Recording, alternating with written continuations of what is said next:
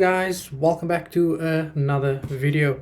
Today we are going to speak about the most two important contributing factors in the market, which is fear and greed. We're also going to speak about how to manage your fear and greed in the markets there as well.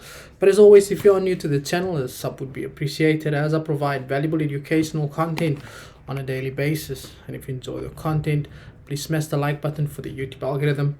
And as always, let me know down in the comments below exactly what it is that you would like for me to cover in my next video. Now, in the market in general, okay, everyone experiences fear and greed in the market. Now, before we get to retail traders, which is myself and you, we can also see over here, this is an index called the fear and greed, and this is typically how investors, so the biggest speculators in the market, also react to the market as well. Now, if you have time, you can go and look at this indicator, in your own time. But the reason why I'm showing you guys is just to show you that you are not the only person that does struggle with fear and greed in the market. Now, today I'm going to try and at least help you guys how you can overcome this in the market as well. Now, before we continue, it's very important to know that fear and greed is mostly recognized as the two key drivers behind the financial markets. Now, while this is undoubtedly an oversimplification, fear and greed does play the biggest role when it comes to the psychology piece of trading.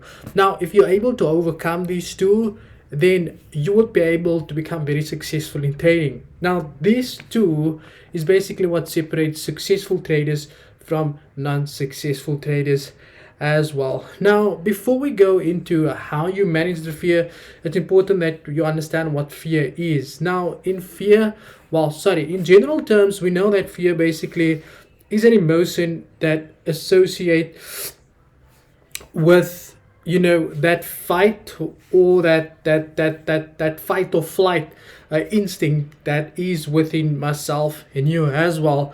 Now, when it comes to trading, we obviously know what that means. It's having the fear of losing money, first of all, and then the next one is the fear of an underperforming market. Now, we all know that nobody likes to lose money, right? Or nobody likes to wait for a currency or an index to move at the sustainable rate that we would like it to move. So that is one of the reasons why fear is one of the biggest emotions that can hunt you in the market as well. But we know losing your wealth in general is quite natural and important. The second attribute of fear due to an underperforming market is very tough to overcome. Now, we know what that feels like when your trade is running into a drawdown, when you are down some money, and that emotion tends to take over in terms of how you feel there as well. Now, it takes persistent hard work to master this second type of fear. In fact,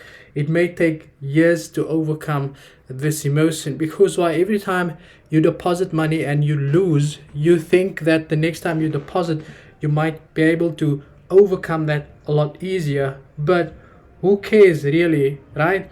Nobody cares what everyone else is doing. We also don't care what happened previously. So if you think about this, like, have you ever wondered maybe how successful traders like Warren Buffett, which is very old, like, do you ever think he's got any emotions attached in the market? Like, do you think he ever feels like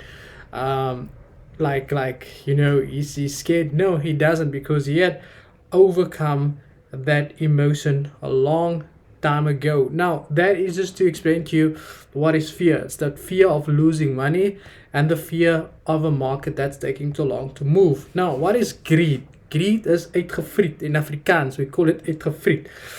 Greed is just defined as that, it's having that intense feeling of being selfish or having a lust for something. Okay, so it's basically like fear, but your greed in the investment world can also be categorized in two ways. Now, the first way is greed to keep the money that you have. So although there's opportunity in the market, you do not want to take it because you're thinking sitting there, yes, but what if this doesn't go the way I want it to go? A greed of going, okay, I'm not gonna hold on to this position for too long there as well. So I'm just gonna see how, like if you maybe check a drawdown, okay, then you go, okay, no, like this is too much drawdown. I'm okay with what I just lost now. So I just want to get out of this market because I want to make sure that I at least keep the money that I have as well. The next one is greed to make money. I mean, we all know what that looks like, right? You've got a trade that's running in some good profits, but you don't want to close it because you want to squeeze as much as you can out of this market. So you don't want to close. You think that that you will become, well, you want to become rich quick, rich quickly because you want to quit your job, and it becomes even more frustrating when you've got all of this pressure that is being applied by you. If you're married, you got kids, you've got a car, and you've got all of that stuff to pay, and the salary and the job doesn't look too secured as well. Now those are the two main contributing factors, which is fear and then greed. Now if you compare fear to greed, but if you compare fear with greed, you'll see that greed is relatively an easy motion to understand. Moreover, greed, especially in a controlled way, is good since it propels us species to do better. So being greedy, there's nothing wrong to do to be greedy. It just basically means that we like you want to make a lot of money. You're greedy because you want to get out of the situation, which is always a good thing. But you need to understand that even though the emotion of greed is not as strong as fear, it can still make people act in ways they shouldn't. This calls for a plan on how you can manage that greed here as well. Now, there's a lot of things that you need to understand, right? You need to have a trading plan. Now, I have spoken about the characteristics of what makes a good trader, and one of those things are having a trading plan in place. Over leveraging is another way that you can manage this emotion, because there's a direct correlation between and I'm just gonna make a note here as I speak, guys, just so that you guys can see me. Not so about that. Let me just, I don't know why I was doing that. There we go. So over leveraging. So this basically means is when your account is when you place, so when your lots are not calculated, so you place, all types of lot sizes, whether it's 0.10 years, 0.20 years, 0.50, the margin call is going, hey my man, you need to stop now. Yeah, you must stop now. You go, no my man, so I'm not done yet. Then doubling down on a losing position. They always say that you should never add to your losses. Okay, so I'm gonna add this here as well. We're gonna call it adding to your losses. Okay, never add to a trade that's running in a drawdown. Okay, now a lot of people are going to say, yeah, but isn't it good to look for a better price? No, if your risk is calculated, the best thing you can do is, and I've made a video on how you can minimize your losses in the market, so you can even go and watch that video. That video will also help you on how to even lose less money as opposed to even no money in the market at times there as well. Excuse me.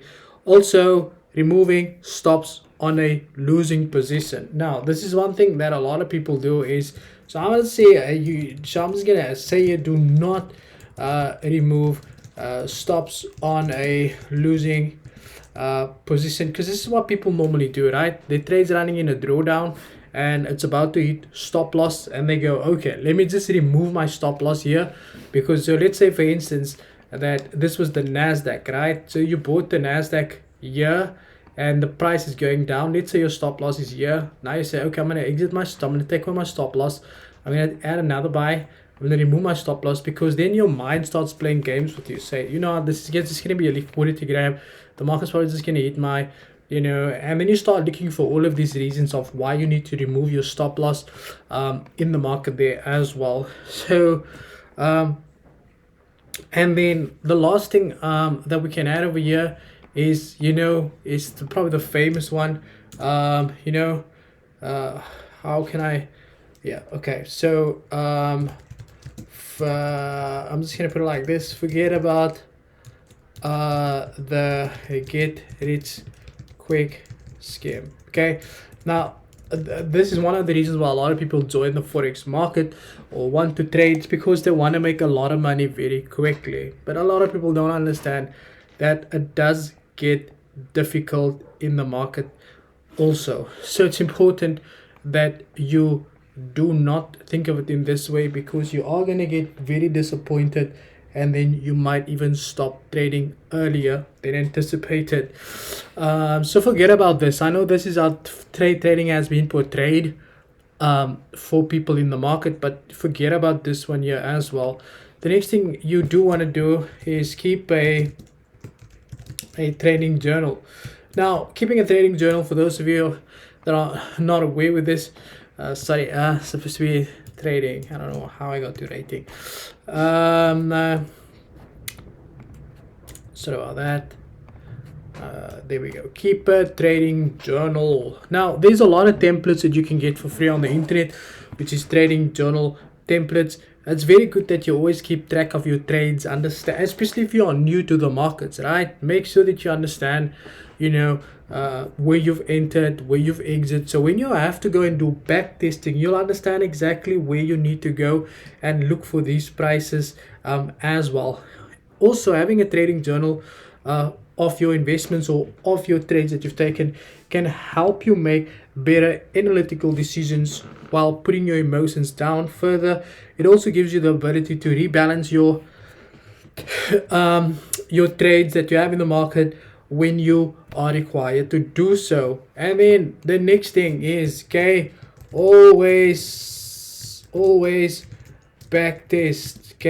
Always back test, or always be learning.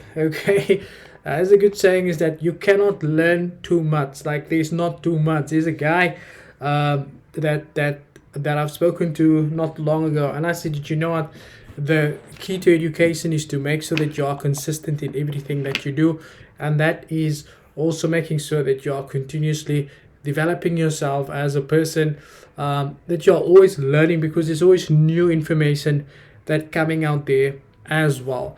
Now, this is the list of things in terms of how you can manage your greed and fear in the market.